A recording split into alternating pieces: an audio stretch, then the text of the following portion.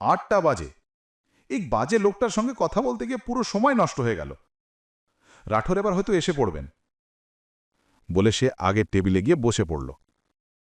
অন্যদিকে গৌতম ক্যাফে থেকে বেরিয়ে গাড়িতে উঠল। গাড়ি স্টার্ট দেওয়ার আগেই তার কাছে অভিনবর ফোন এলো। অভিনব জিজ্ঞেস করল, স্যার আপনি কি মিস সনার সাথে কথা বলেন? হ্যাঁ, আর ওর সঙ্গে কথা বলে আমার মাথা খারাপ হয়ে গেছে। ও আপনাকে মিথ্যা বলে আমার নম্বর চাইতে এসেছিল। আর শুনুন, ও আমার স্ত্রীর একজন শুভাকাঙ্ক্ষী নয়, তাই ও আমার নামে কোনো রকম স্পেশাল ট্রিটমেন্ট দেওয়া না হয়। আপনাকে আরও সতর্কতা দেখাতে হবে। আজকের পর থেকে যেন যে কেউর কারণে আমাকে বিরক্ত করা না হয়। সরি স্যার, আমার ভুল হয়েছে। ঠিক আছে, কিন্তু এবার আগারমাল পরিবারের বিরুদ্ধে বড় অ্যাকশন নেওয়ার সময় হয়েছে। আমি খুব শিগগিরই বলবো কি করতে হবে। কথা শেষ করে গৌতম কল কেটে বাড়ির দিকে রওনা দিল। ওদিকে সনায়া ক্যাফেতেই বসেছিল মিস্টার রাঠোরের অপেক্ষায়। 11টা বেজে গেল, ক্যাফে বন্ধ হবারও সময় হয়ে গেল। ক্যাফে বন্ধ হবার পরও সে নিজের গাড়িতে বসে অপেক্ষা করছিল। 12টা হয়ে গেল এবং এখন সনা পুরোপুরি বিরক্ত ও রেগে আগুন।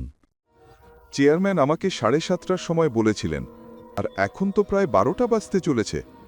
কোনো সমস্যা নেই, আজ আমি মিস্টার রাঠোরকে না দেখে ফিরব না। তার জন্য যদি আমাকে পুরো রাতই অপেক্ষা করতে হয় তবুও করব। সনায়া ঠিক করে ফেলেছিল যে সে পুরো রাত ক্যাফের বাইরে দাঁড়িয়েই থাকবে। এদিকে সনায়া বাড়ি না ফেরায় গায়ত্রী দেবী খুব চিন্তিত হয়ে পড়েছিলেন। তিনি সঙ্গে সঙ্গে সনায়াকে ফোন করলেন। সনায়া বেটা, কোথায় তুমি? 12টা বাজছে।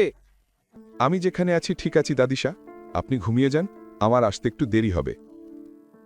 গায়ত্রী দেবীর মাথা যেন ফেটে যাচ্ছে উদ্বেগে। তিনি আর কিচ্ছু বললেন না, কল কেটে দিলেন।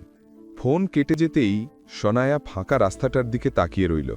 তার চোখে তখনও আশা দেখা যাচ্ছিল। ধীরে ধীরে পুরো রাত কেটে গেল। ভোর হতেই সনায়া গাড়ির পাশে দাঁড়িয়ে রাগে চারপাশে তাকাতে লাগল। কিছুক্ষণ পর রাগীর মাথায় সে অভিনবকে ফোন করল। মিস্টার অভিনব, এটা কি মজা? আপনি তো বলেছিলেন মিস্টার রাঠোর 7:30টায় আমার সাথে দেখা করবেন। আমি পুরো রাত ক্যাফের বাইরে দাঁড়িয়ে তাদের জন্য অপেক্ষা করেছি, কিন্তু তিনি একবারও দেখা দেননি। আপনার এই আচরণের জন্য জানেন কি? সনায়া, আগে ঠিকভাবে কথা বলুন। আর স্যার যদি না এসে থাকেন সেটা আমি কিভাবে জানব? আমি তো আপনার সামনেই কথা বলেছিলাম।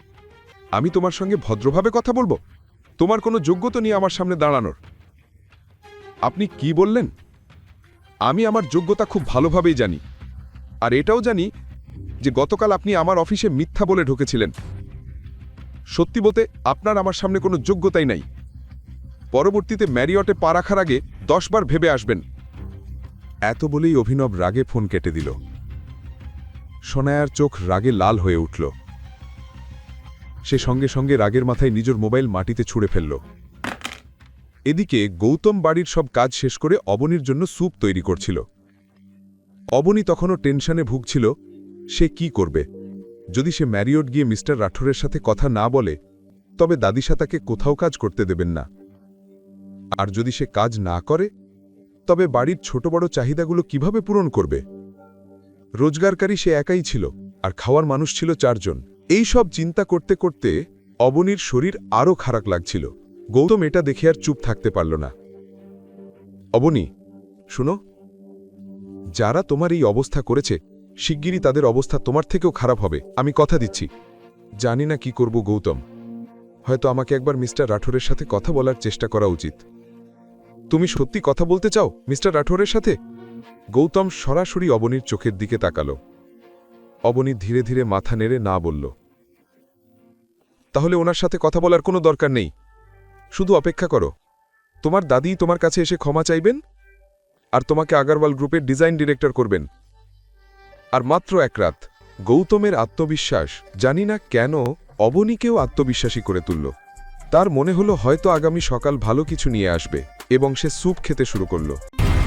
পরের কাহিনী জানতে দেখতে থাকুন পরবর্তী এপিসোডগুলো শুধুমাত্র পকেট এফএম ইউটিউব চ্যানেলে।